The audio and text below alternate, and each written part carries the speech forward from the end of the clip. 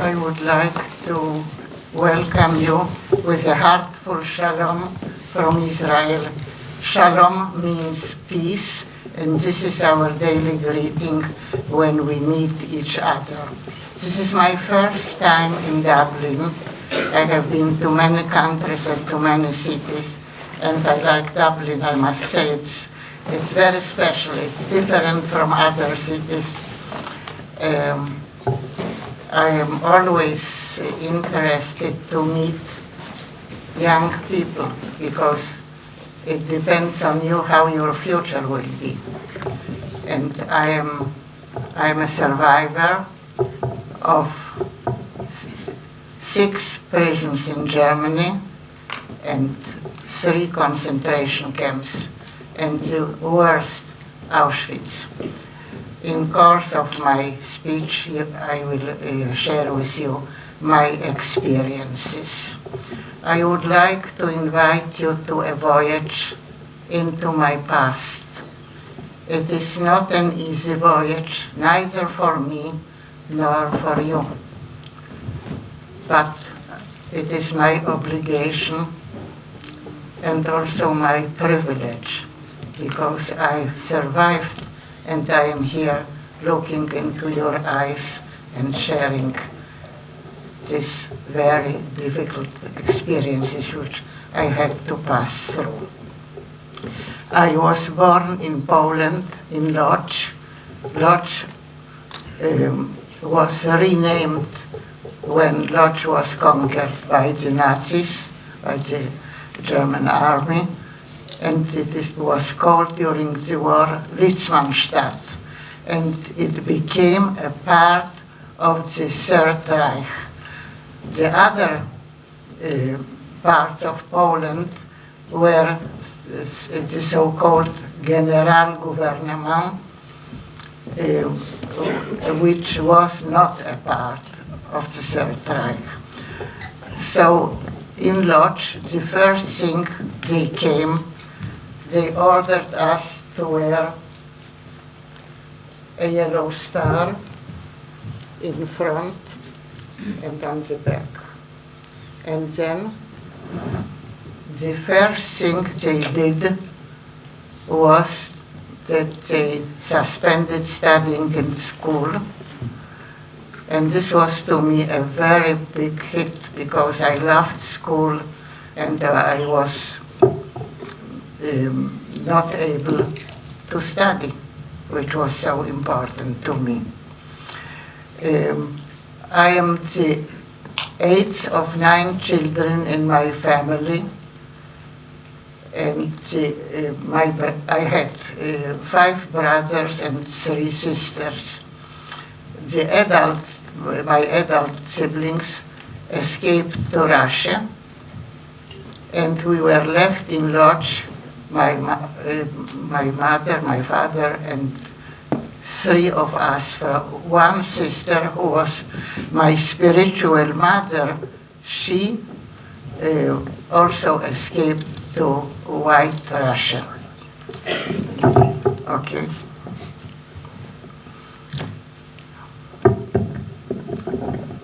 I am sorry I cannot show you my family. It is a miracle that I have this photo. I got it from my relatives from the United States. And there I saw myself as a little girl, which I couldn't imagine because everything was taken away and destroyed. Thank you. So, all right now. Can you hear me? Yes. Over there, yeah? Okay, thank you. But I will tell you about each of them and his fate. My eldest brother, Jonathan, was a textile engineer. Lodz was a city, so-called Second Manchester, and he was working at the German textile branch. He was married, and during the war he was in Lvov, which is today Ukraine. And he had, well, I will show you, so he had a special armband, and it was written on it, a useful Jew, because he served the textile branch. My eldest sister Anna was my spiritual mother. She was interested in every composition I wrote at school, and she was a wonderful human being. She was killed in White Russia.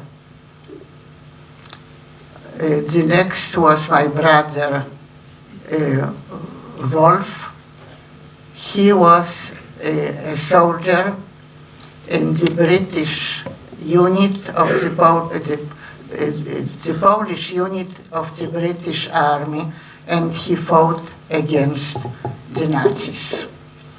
Then I had a brother who was a sportsman, and he was Hersch. He was the only one who didn't experience the Holocaust. My youngest brother, Mordechai, died of hunger in Russia. He was 21. My sister Genia was burned in Treblinka, and my sister Sabina, my youngest sister, was shot when she tried to escape from the ghetto. I hope you know what a ghetto is. So my father told us, there were rumors that Lodz will have a ghetto, and we didn't want to stay in a ghetto, so we moved to another city, which was called Radom, and there was no ghetto. So what we gained, 1 year and 3 months without a ghetto. But later on, a ghetto was imposed.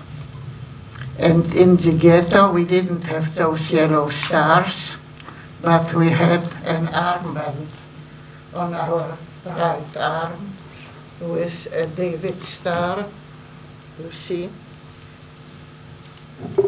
And if you think that only Jews had such symbols, no, other people, I have got just recently a sign Poles had. This, it is a P, a big P, in the middle of a piece of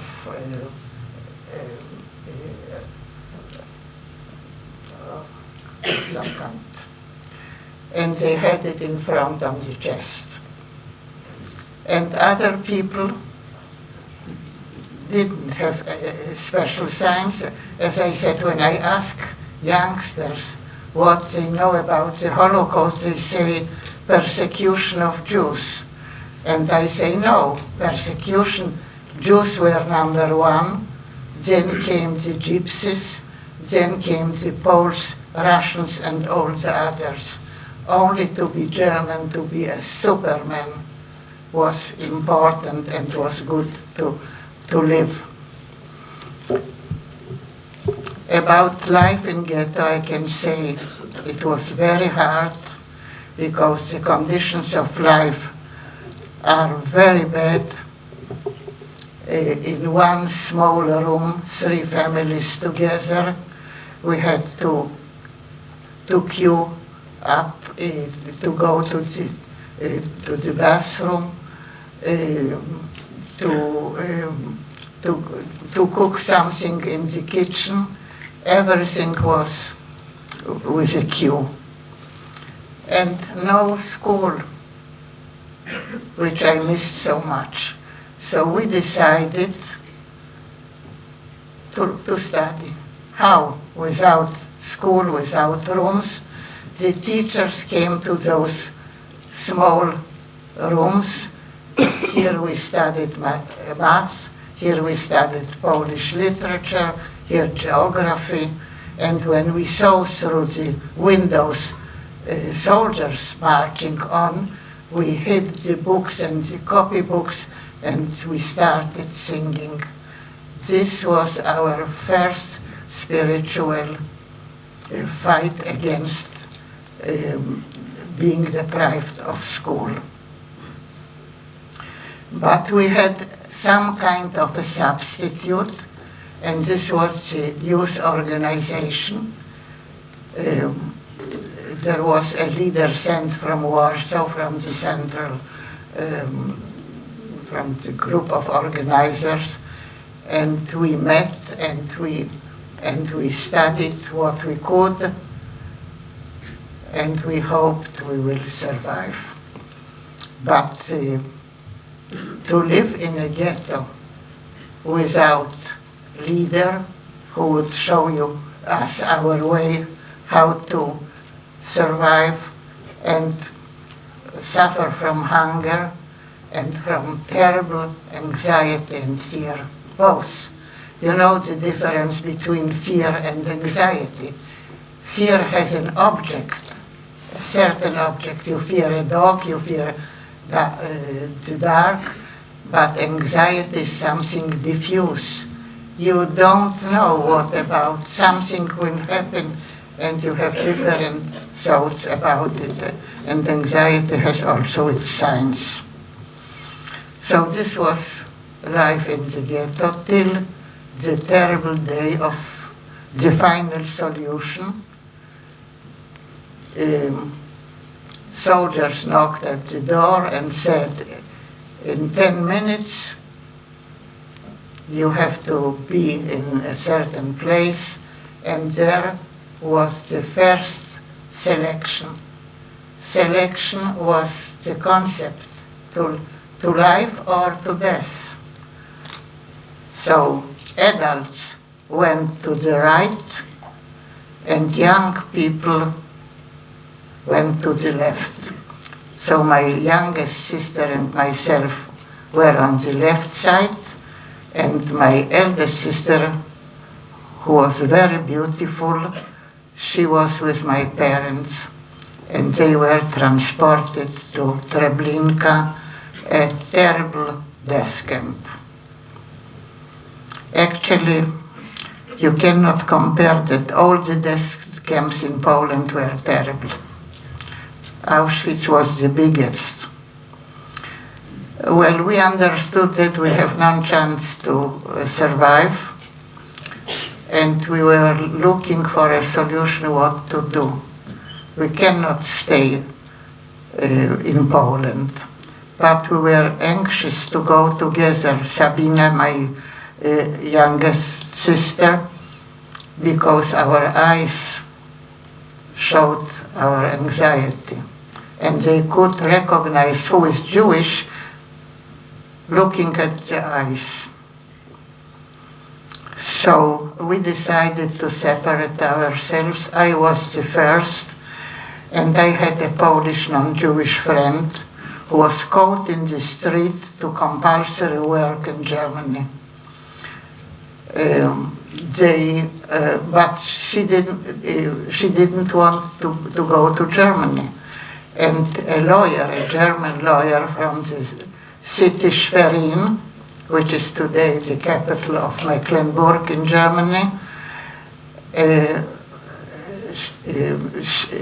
he wanted to have her as a maid at home, and she didn't want, and she succeeded and escaped and brought me her papers.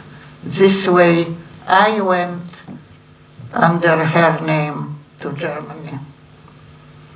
And when I came there, they were very happy because they needed a maid. And I was in your age, more or less, and I mastered to clean a 3-story house very fast. And my daily work was to dust up Hitler's picture. And I lived again with anxiety. They will catch me and they will arrest me. And the day came. Gestapo came, knocked at the door, a man, and asked me what is my name, and I named my false name. He repeated 3 times and shouted, your name, your name? And I saw he has a list, and I saw my real name, and I said, okay, enough with this existential lie. May come what will come. I was arrested, and I was in 6 prisons. The first, well, I cannot tell you about each of the prisons. Maybe I will choose one very special. I was in Neubrandenburg in Germany with a Russian girl. She was not Jewish, and she was arrested because she fell in love with a German soldier. And this was the reason why she was sent to Auschwitz together with me. And she cried all the time, why am I here? Because I love, but nothing could help her. In this prison, one morning, a military soldier was knocking at the door. He brought me a sandwich with an egg, which was a great thing to have. And he said, don't worry, we lose in Africa. If you survive, come and visit me. He was, to me, a sign of Messiah. He gave me hope. Maybe I will survive that hell. Then I was after Neubrandenburg, I was in Berlin, which was a very good prison because we had a toilet and because there were intelligent women there, and we spoke about literature and recited poems. And the time, 2 weeks I was in Berlin, in Alexanderplatz, in the prison. It was Polizeipräsidium in German. And then Breslau, Wrocław in Polish, and the last city was Boyden, and then came the paradise, Auschwitz. I didn't know anything about Auschwitz. I only knew one thing, that you come in and you never get out. I had no idea about the gas chambers, neither about the crematoria. And when I came on the main road, is anyone here who visited Auschwitz? Yeah, you have. So Auschwitz today is not as it was. You know, you cannot revive, and it's better that you don't see it. So the first thing was they took me into a sauna. And the sauna was a place where they turned me from a free, arrested, ex-free girl into a prisoner. What did it mean to be a prisoner? They shaved off my hair. They tattooed a number on my left arm. And I got a uniform of a dead Russian soldier, 2 wooden clocks, and the wrap on my head to cover my hair without hair, to cover my head without hair, which was, you know, I could touch and see that who am I? I saw a reflection of myself in a window. I raised my arms and then I said, that's me. I couldn't recognize myself. And then in all the camps there were two roll calls, one at 5 o'clock in the morning, the other at 5 o'clock afternoon after work. And we had to stand sometimes many hours if somebody was missing for any reason and we didn't know. We were also punished if someone did not join the roll call on time. Then to go, where can we sleep? We were in a barrack which was built for 60 horses.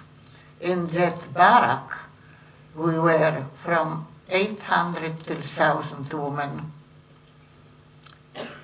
on banks, 3-story banks, and we were 8 or 10 together on one level. And with people, so I slept with women. Each spoke a different language, and our communication tool was mimics and movement. So we had to turn and to lie on the side, because on the back it takes more place. This was as we could sleep, and we slept because we were exhausted in spite of everything. Then work. Where did I work? My first squad was to pick crops, and my hands were bleeding because they did not give us gloves. And we had a very bad guard, Irma Grace. She was sentenced and hanged after the war. And they asked her if she is sorry for what she has done. She said, no, I am not sorry at all. I did it for my fatherland. Well, she was really a witch. She had a dog and a stick, and she wept as much as she could. So this was the first work. The second was potato squad. I had to carry 50 kilo potatoes with another girl, she in front and me at the other end. And it was very hard because we had not food enough to be strong and to do the work as they wanted.